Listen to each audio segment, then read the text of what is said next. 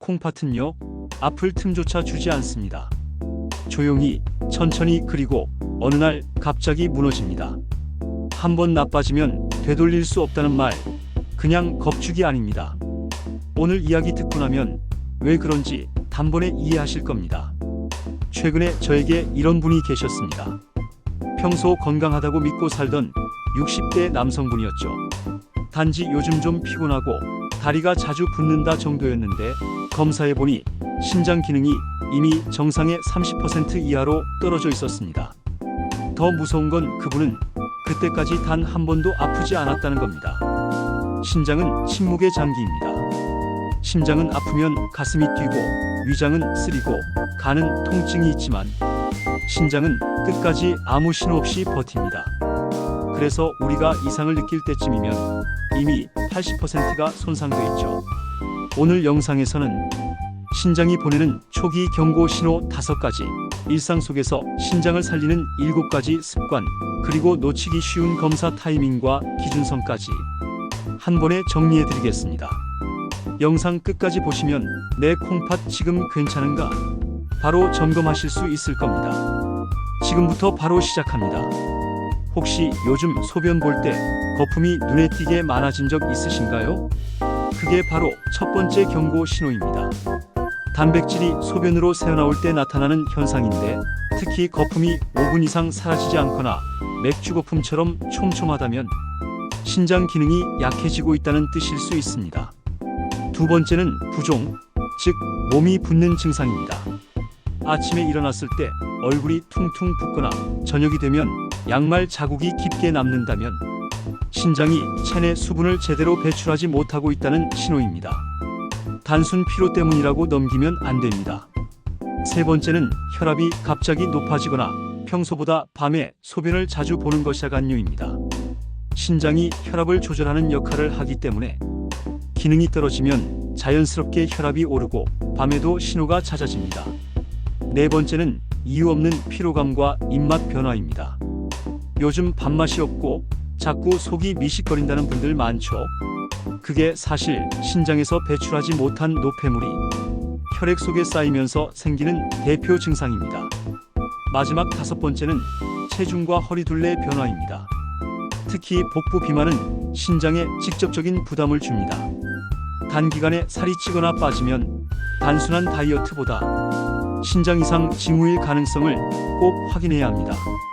이 5가지 신호 중 하나라도 해당된다면 아직 괜찮겠지라는 말보다 지금 바로 검사받자가 정답입니다. 자, 이제 본격적으로 신장을 지키는 7가지 습관 이야기로 들어가 보겠습니다. 이건 병원에서만 들을 수 있는 의학적인 내용이 아니라 오늘 식탁 위, 냉장고, 그리고 당신의 일상 속에서 바로 바꿀 수 있는 방법입니다. 첫 번째는 짠맛과의 거리두기입니다. 신장은 소금이 많은 음식을 만나면 과로에 들어갑니다. 나는 싱겁게 먹는다 하시는 분들도 국물 한 번 더 떠먹는 순간 하루 권장량을 넘기죠. 그래서 이렇게 해보세요. 1단계, 국물은 절반만. 2단계, 김치 젓갈은 밥 한 숟갈에 한 번만. 3단계, 요리할 때 소금 대신 레몬즙, 후추, 마늘, 허브로 맛내기. 이 3가지만 지켜도 혈압이 눈에 띄게 안정됩니다. 두 번째는 단백질입니다. 요즘 단백질 붐이라 하루에 쉐이크 2잔씩 마시는 분들 많죠. 그런데 과도한 단백질은 신장의 독입니다. 체중 1kg당 0.8g 정도면 충분합니다. 예를 들어 60kg 성인이라면 하루 약 50g 달걀 2개, 생선 한 토막, 두부 반 모면 됩니다. 양보다 중요한 건 질입니다. 달걀 흰자, 생선살, 닭가슴살 같은 완전 단백질로 채워주세요. 세 번째는 물 마시는 방법입니다. 하루 2리터 무조건 마셔라는 말, 모든 사람에게 맞지 않습니다. 신장 질환이 없는 분은 하루 1.5리터 정도로 충분하고 문제는 한 번에 들이키는 게 아니라 조금씩 자주 마시는 겁니다. 갈증이 생기기 전에 30분 간격으로 한 모금씩. 소변 색깔이 연한 노란색이면 수분 상태는 이상적입니다. 네 번째는 운동 루틴입니다. 신장을 살리는 운동은 격한 운동이 아닙니다. 하루 20분, 빠르게 걷기 근력 10분이면 충분합니다. 예를 들어 월수금엔 걷기, 화토엔 스쿼트나 의자 일어나기 같은 간단한 근력 운동으로 루틴을 만들어 보세요. 꾸준함이 약입니다. 무리한 운동보다 매일 조금씩이 훨씬 효과적입니다. 다섯 번째, 약과 보조제 관리입니다. 소염 진통 제이부프로펜, 나프록센 등나 일부 한약, 심지어 자연성분 보조제도 신장 독성을 일으킬 수 있습니다. 특히 허리 아플 때마다 진통제 먹는다는 습관은 정말 위험합니다. 가능하면 주치의에게 복용 중인 약 리스트를 한 번에 보여주세요. 신장 보호를 위한 가장 간단한 예방책입니다. 여섯 번째, 수면과 스트레스입니다. 신장은 휴식할 틈을 통해 회복됩니다. 잠이 부족하면 혈압이 올라가고 혈류가 불안정해지죠. 하루 7시간 숙면이 기본입니다. 또한 스트레스가 심하면 코르티솔 호르몬이 올라가면서 신장 혈관에 부담이 갑니다. 명상, 호흡, 산책 같은 짧은 루틴이 약보다 강력한 보호제가 됩니다. 마지막 일곱 번째, 흡연과 음주입니다. 니코틴은 신장 혈관을 수축시키고 술은 탈수를 유발해 신장에 직접적인 손상을 줍니다. 하루 한 잔쯤 괜찮겠지라는 생각, 신장은 그렇게 관대하지 않습니다. 당장 완전 금연 금주가 어렵다면 주 3회 주 1회 0회로 3단계 줄이기부터 시작해보세요. 그 변화는 3개월이면 수치로 나타납니다. 이 7가지를 꾸준히 지키면 신장은 분명히 반응합니다. 조용히 회복하고 피로감이 사라지고 혈압이 안정되는 걸 느끼실 겁니다. 신장을 관리하는 가장 확실한 방법, 바로 정기검사입니다.